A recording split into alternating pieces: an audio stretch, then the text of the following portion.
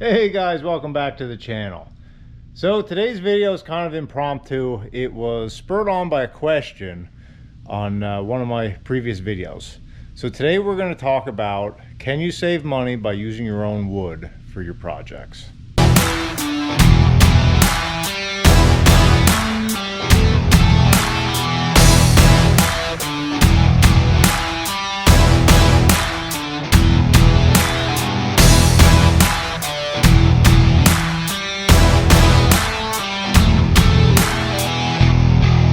So in a recent video, I showed you guys some cherry paneling I made from scratch, which is actually that stuff up there on the top of this load. And in that video, I had somebody comment asking me the logistics of using your own wood for a project, the economics behind it. And I thought that was a great question, and I thought it would be a good topic for a video, be easier for me to answer in video form rather than type it all out, and that way I can share it with everybody. So I figured I'd just go ahead and shoot a video on it.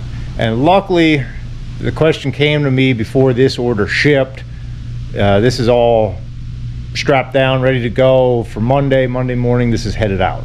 So I thought it was perfect timing. It's still sitting here, and we can kind of go over some of this stuff. So if you missed the video on the cherry paneling, this project is a new home construction I'm working on with the customer. So they had a wooded lot that they are clearing to build a new custom home. So obviously all those trees had to be taken down, and the customer did not want to see those trees get turned into firewood or chipped. So he wanted to utilize as much as he could from his own property and kind of kill two birds with one stone, because he obviously needs some materials to build his house. So he sent me 2 log truck loads of cherry and oak and some hickory, which we're still working on. That'll be another video. But basically the timing on this was this spring. He sent me the logs as he was clearing his lot. We sawed his different products, which we'll get into in a minute. I let them air dry through the summer, and here we are in fall. It's October right now. I just finished all the planing and machining on his products here. So now they're going to go back to him. They have the shell up for the house, so they're ready for some of this stuff. Some of it's going to have to wait a little bit. But the bottom line is, we made from his raw logs, we made kiln dried cherry V-groove paneling, which is way up top there, shrink wrapped. 1,600 feet of that, actually 1,700 feet is what it actually ended up being, and then over 2,000 feet of oak, 2 3/4 beams, and some 1-inch stuff. This is going to be for faux beams. The house is going to be a timber frame look, but it's not actually a timber frame. So they're going to use these, they're going to build them out to make them look like big oak timbers. So a neat look. So let's first talk about what he actually has here, and then we'll kind of get into the economics. And we'll get into the economics of from his side and also from my side, because I know a lot of you guys kind of dabble in woodworking and have mills and that kind of stuff, so you might be interested both ways. So this is something that it really paid him to do this way, because there's 20-foot long oak in here, and I'll show you the end of the truck. They all finished at 9.5 inches wide. So you can't just go buy that off the shelf. You're just not going to find it. It's not available. If by some chance you would find it, you're going to pay extremely high amount for it, and you could probably find a mill that would custom make this for you with their material. Once again, extremely expensive. So for what he wanted, he honestly didn't have very many options. If you came to me and just wanted to buy this stuff, if you said I want 20-foot long 3 by, well, they were actually 3 by 11s rough sawn, and you want them kiln dried, I would probably say no, to be honest with you, because it's just a very difficult job, and it wouldn't be something that I would really want to entertain. So him supplying the logs, it's a different story, and we'll get into that in a minute. But this was really the only practical way for him to get his end product. The cherry paneling, that is something that I would sell. That is a product I produce here, and would be no big deal. But he saved a lot of money. In fact, I just did some quick notes here, jotted down some notes before I pressed record. And basically what I have figured out, because this was really the heart of the question, if you were to, let's just say you can buy all this stuff off the shelf somewhere. Magically, somebody has all this stuff sitting just waiting for you to order it. At my prices, and we're not going to get into dollars and cents because everybody's market is different, prices are different, different areas. Who knows when you're watching this video, things will change. I'm going to give it to you as percentages, which I think will kind of illustrate the point just as good. So on that cherry paneling, which is a more common product, more readily available, he saved 25% over if he was to come to me retail and order that. So, you know, when you're talking cherry, which is not cheap per square foot, and you're talking 1,700 square feet, yeah, that's a pretty good savings.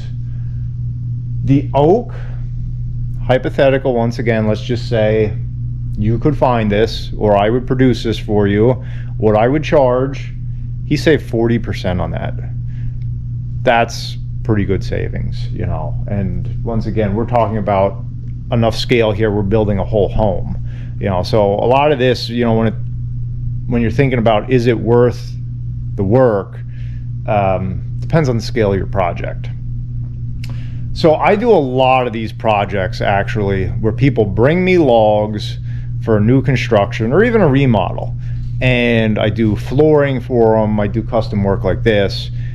It works out really well for both parties usually, because usually from the time they clear the land for the home or start planning the home, it gives me plenty of time to saw the lumber to their specs, get it dried, because there's a turnaround time on drying, you know, especially thick stuff like this. Like I said, we air dried this all summer before it went through the kiln. Make their finished product and get it back to them. The timing usually works out perfectly, honestly. It's almost tailor-made, especially the flooring projects, because flooring is one of the last things you do in a construction build. So that works out really nice. Flooring is great because we really can get a high yield out of logs. So even if you don't have the nicest logs, I can usually get you a really nice product out of flooring. This was kind of unique. This took some very, very nice timber, which the customer fortunately had. To be able to pull this off, this took some big logs to be able to produce what he wanted here in these 20-foot beams.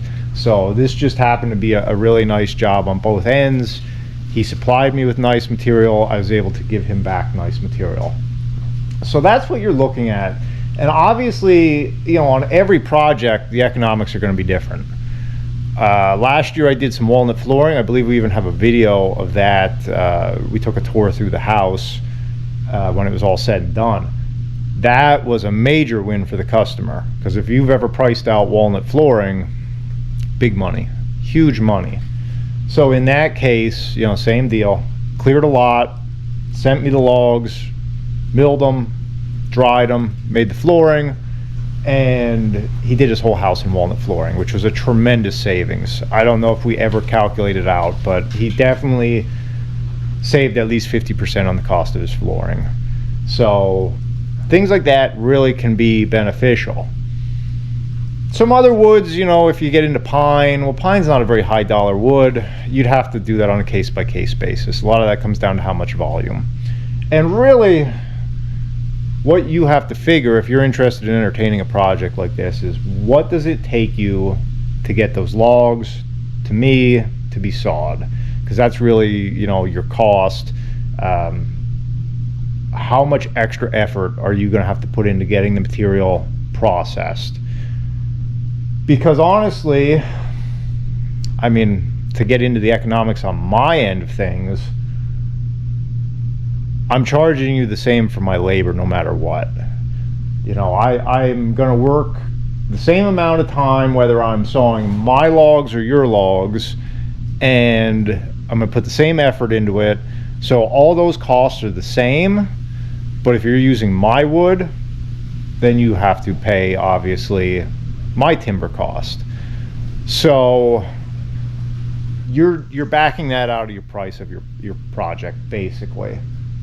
Is the long and short of it, which should be pretty, I guess, self-explanatory to most people. But obviously, cherry, high material cost. Even this red oak, fairly high material cost. So if you can eliminate that, and you're also using a resource you already have, well, it only makes sense you're going to save money. So it's something I highly recommend people consider when they're building, because honestly, you can get finer finishes for less money. Like I said before, it's not uncommon. If you went to a mill or custom millwork shop like myself, I can make you that. That's no problem. But how many people do you know have cherry ceiling paneling? You know, it's just, if you go to the big box stores, if you go to the big home builders, they're going to give you stock finishes, and sometimes there's nothing wrong with that. But it's those little extra touches in a construction project that make the difference. And I think this is going to be just an amazing project just because of the material I see here, and I don't even know his other finishes he's putting in the house. But it's clear he has an eye. He wants to make something better than your stock home. So, you know, he's getting higher end, superior materials, quite honestly, probably at the same price or cheaper than if you were just to buy stock, you know, painted paneling or pine paneling or, you know, what have you. So you really can have a win-win as far as getting better materials for the same or less money, just by utilizing what you have. Now, to switch gears a little bit and talk about it on my end as the producer, I love jobs like this because it shifts the inventory risk off of me and onto the customer. And what I mean by that is, he brings me logs, we assess what he has, we discuss it, we're upfront before we do anything, we decide a course of action, and that's what we do. And I have no inventory risk. So in other words, I don't have to put any money out for a truckload of cherry logs or a truckload of oak logs. I'm not on the hook for that. And basically, that is their responsibility. You know, he brought me logs that were good enough that I assessed them and said, yes, we can make what you want from what you've brought me. Sometimes the case is, you're a little light, we need more wood. In that case, they can either send me more wood or I can supplement, you know, through various sources. There I do get a little bit of inventory risk in. You know, I can fill in the gaps for them. Particularly like with flooring and stuff like that. You know, if they come up a little short, which is not uncommon, I usually have something here that will match that I can supplement. But the big thing is, like with these 20-foot long beams, that's tremendous inventory risk that I have to take. I have to source out long, straight, large logs. I have to put out the money up front with that. And yes, I can get a deposit from the customer, but still, everything hinges on you being able to deliver the product at that point. And if something goes wrong here, you know, if for some reason there's stress in the logs or they're rotten inside, well, that's on you. Now as the sawyer, you just ate that. You can't go back to the customer at that point when you're selling, you know, a finished product and saying, hey, I screwed up, I bought logs that had a problem, that had shake in them, whatever the case may be. Your product's not going to come out the way you want it. That's not going to fly. Or, hey, it's going to cost more because I didn't source the material right. That's not going to fly. So it makes my life a lot easier when I can saw their logs into their specs and say, okay, we got it. It's there, it's drying, it looks good. You know, as long as I don't mess it up kiln drying, and that's on me, we're good. Or I can saw it and say, hey, we're 500 board feet short. Do you want me to fill in the gap? Do you have more logs? You know, so it just takes an added risk off of my plate. And basically, I am just contract labor on a job like this. They're paying me to do a job, they're paying me to saw, they're paying me to dry, they're paying me to do the finished planing. So I basically just work a labor rate, which is simple, and it takes out a lot of the bookkeeping of the inventory and all that stuff. So I do not mind doing these jobs at all. As a producer, I like them.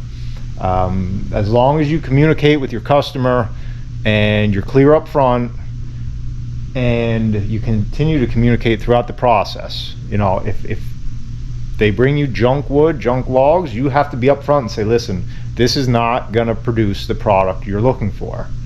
If they're looking for a rustic grade flooring or something like that, well, maybe it will and maybe it'll work out. But that is the whole key. If you're thinking about taking on jobs like this, is communication. Make sure you know what your customer is looking for, what they're expecting from you. Make sure you tell them what you're expecting from them and try to match the two expectations.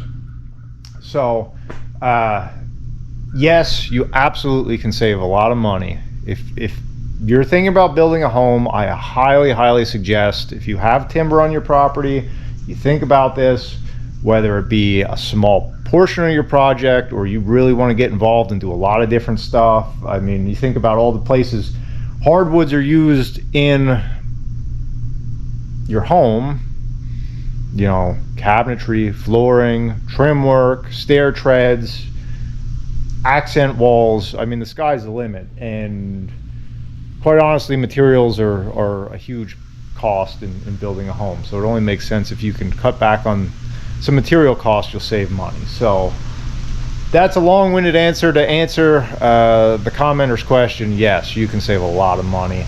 I'm also going to throw this in here because I wrote it down, and like I said, we're not really talking specifics and numbers, but this truckload right here, just this, and he still has some hickory and poplar stuff coming, this saved him $10,000, just to be blunt. That's what it would have cost him if he was just to buy this stuff, if he could have found it. So yeah, I'd say that's probably worth your time to figure out what you have in logs and get them sawed. So all right, that's all I got for this one. Probably opened up a bunch more questions, but thanks for watching, guys. I'll catch you next time.